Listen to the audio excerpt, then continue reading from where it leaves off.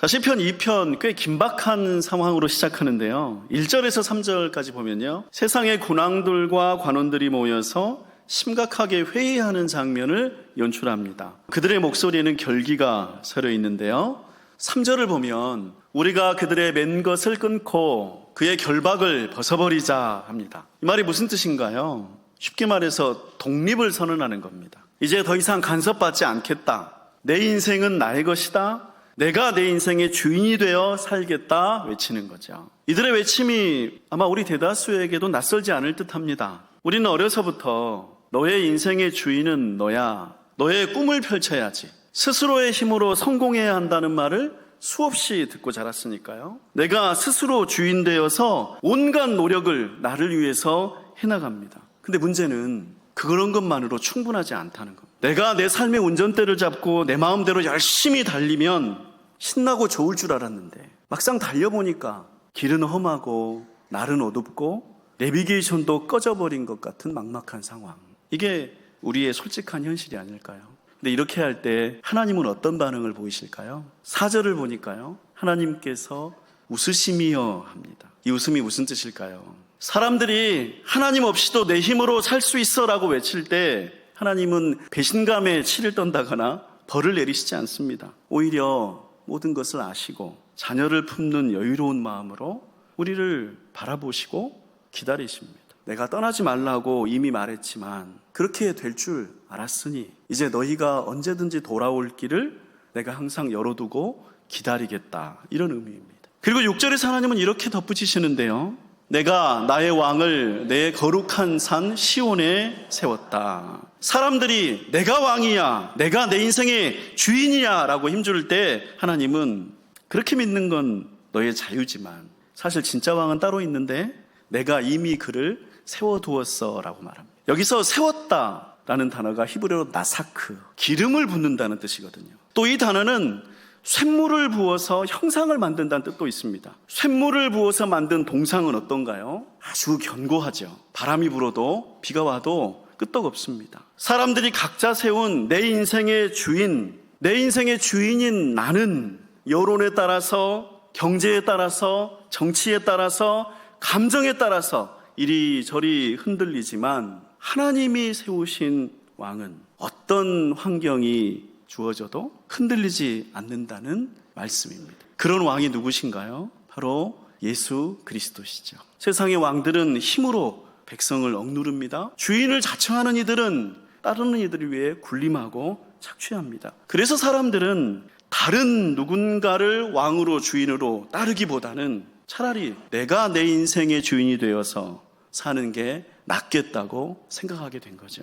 하지만 하나님이 세우신 왕 예수님은 다릅니다. 그분은 가장 높은 보좌에 계시다가 가장 낮은 구유로 내려오셨습니다. 오늘 말씀 9절은 네가 철장으로 그들을 깨트리며 질그릇같이 부수리라 하고 말합니다. 하나님은 예수님에게 쇠막대기로 진흙 그릇 같은 인생들을 깨트릴 권세를 주셨습니다. 그런데 예수님은 어떻게 하셨나요? 스스로가 깨지는 흙그릇이 되셨습니다. 십자가에서 물과 피를 다 쏟으셨습니다. 우리의 죄를 대신 지시고 우리를 살리시기 위해서 자신의 생명을 내어주셨습니다. 이것이 하나님께서 우리를 위해 세우신 왕입니다. 우리를 이용하는 왕이 아니라, 우리를 종처럼 부리려는 주인이 아니라 사랑의 왕, 섬김의 왕을 세우신 것이죠. 하나님은 이 왕에게 엄청난 약속을 주십니다. 8절입니다. 내게 구하라. 내가 이방 나라를 너의 유업으로 주리니 너의 소유가 땅끝까지 이르리로다. 구하라고 하시고 준다고 하십니다. 여러분, 설날 아침에 우리 어린이들이 뭘 합니까? 우리 부모님, 할머니, 할아버지들에게 세배를 드리죠. 할아버지 세배 복 많이 받으세요. 자, 그러면 할아버지가 뭘 합니까? 세뱃돈을 줍니다. 근데 할아버지가 세뱃돈을 주시는 이유가 뭘까요? 보상과 칭찬으로 줍니까? 아니죠. 그저 손주가 사랑스럽기 때문에 줍니다. 또 세뱃돈을 달라고 절을 했으니까 줍니다. 사실 할아버지는 손주가 오기만을 기다렸습니다. 주고 싶어서 마음이 안달이 났습니다. 하나님도 그렇다는 말입니다. 우리가 구하기를 기다리시고 또 우리에게 주고 싶어 하십니다. 이것이 복음의 은혜입니다. 내가 내 인생의 주인일 때에는 내 힘으로 쟁취해야만 내 것이 되었습니다. 남을 밟고 올라서야만 성공할 수 있었습니다. 그래서 인생이 전쟁터 같은 거죠. 긴장하고 불안하고 지칩니다. 그러나 진짜 왕이신 예수님을 만나면, 좋은 주인을 따르면 우리는 그 주인에게 구하는 자가 됩니다. 주시려는 분에게 받는 자가 됩니다. 기도는 우리의 능력이 됩니다. 하나님 아버지, 제 힘으로는 안 되니까 주세요. 이때 구하는 것은 약함이 아닙니다. 나를 사랑하시는 분이 나에게 주시는 응원이자 힘입니다. 이것이 하나님의 자녀가 누리는 복인 줄로 믿습니다. 그래서 시편은 호소합니다. 10절에서 군왕들아 지혜를 얻으며 재판관들아 교훈을 받으라. 이 스스로 똑똑하다는 사람들아 지혜를 얻으라 하고 말합니다. 여기서 말하는 지혜는 공부를 많이 해서 얻는 지식이 아닙니다. 그럼 이 지혜는 뭘까요? 나의 한계를 인정하고 나를 사랑하는 진짜 좋은 왕을 신뢰하는 거예요. 문제들 앞에서 하나님 제 힘으로는 안 되는데 하나님께서 도와주세요라고 손을 내미는 것, 이것이 지혜입니다. 12절은 이렇게도 표현합니다. 그의 아들에게 입 맞추라. 고대 근동문화에서 왕의 발이나 옷자락에 입을 맞추는 행위는 당신은 나의 왕이십니다, 나는 당신의 보호 아래 있겠습니다 하는 존경과 신뢰의 표현이었습니다. 마치 우리가 설날 아침에 부모님께 세배를 드리는 것과 비슷합니다. 여러분, 우리가 부모님에게 절을 올리는 것은 굴욕적인 일인가요? 아니죠. 그것은 사랑과 존경의 표현입니다. 부모님 저를 길러주셔서 감사합니다. 올 한 해도 부모님의 사랑과 함께 살겠습니다라는 고백이죠. 이것을 신앙의 언어로 바꾸면 무엇이 될까요? 예배입니다. 예수님을 내 인생의 주인으로 믿고 따랐더니 정말 나를 도와주시고 잘 이끌어주셔서 감사하다고 나오는 것이 예배죠. 이것이 바로 아들에게 입 맞추는 것입니다. 자, 그리고 오늘의 결론, 여호와께 피하는 모든 사람은 다 복이 있도다. 여러분, 진짜 복이 무엇입니까? 돈, 명예, 건강 다 좋습니다. 우리는 그것들이 필요합니다. 하지만 그것들로는 충분하지가 않아요. 돈이 많고 명예가 높고 건강이 창창한 이들 중에 불행하고 복 없는 사람들도 많기 때문이죠. 그렇다면 진짜 복은 무엇인가요?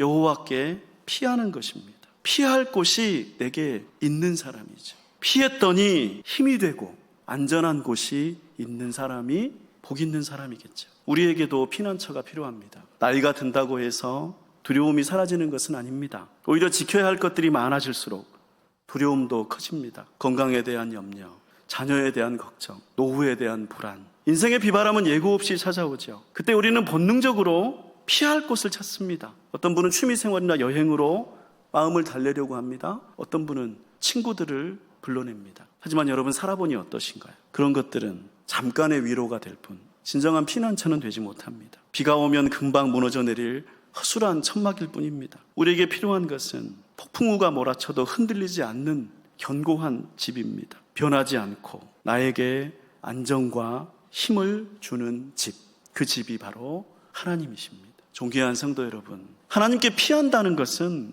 비겁한 도피가 아닙니다. 그것은 내 힘의 한계를 인정하는 겸손이고, 전능하신 하나님, 나를 사랑하시는 좋은 주인을 신뢰하는 적극적인 믿음의 결단입니다. 오늘 말씀 12절은 우리에게 두 가지 길이 있다고 합니다. 하나는 길에서 망하리니입니다. 스스로 주인이 되어서 걷는 길은 겉보기에는 멋있어 보입니다. 내 마음대로 할 수 있으니 자유로워 보입니다. 하지만 결국은 목적지에 닿지 못할 것이고, 길 위에서 방황하다가 인생은 빈손이라고 허무해야 할 것입니다. 다른 하나는 복이 있는 길입니다. 주님께 피하는 자의 길. 우리의 선한 목자이신 주님께서 우리를 인도하시는 길이죠. 시편 23편이 노래하듯이 그분은 우리를 푸른 풀밭과 쉴만한 물가로 인도하시고 마침내 우리를 영원히 여호와의 집에 살게 하십니다. 존귀한 성도 여러분, 그리고 오늘 함께 예배하시는 모든 가족들 여러분, 이번 설 명절에 가족들에게 새해 복 많이 받으세요라고 인사하실 때 마음속으로 이렇게 축복해 주시면 좋겠습니다. 당신의 인생에 예수님이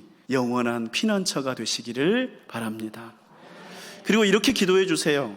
우리 할아버지 할머니들을 위해서는 주님께 의탁하며 평안을 누리시기를, 하나님의 품 안에서 참된 안식을 얻으시기를 기도해 주세요. 우리 부모님들을 위해서는 무거운 삶의 짐을 주님 발 앞에 내려놓고 쉼을 얻으시기를, 가정을 지키는 무게를 주님과 함께 나누시기를 기도해 주세요. 우리 청년들을 위해서는 세상의 성공도 추구해야 하겠지만 먼저 하나님 나라와 그의 의를 구하는 지혜를 얻으시기를 기도해 주세요. 우리 자녀들을 위해서는 공부도 열심히 하겠지만 하나님을 아는 것이 가장 큰 지혜라는 것을 배우며 자라기를 기도해 주세요. 이제 하나님 말씀으로 여러분을 축복합니다.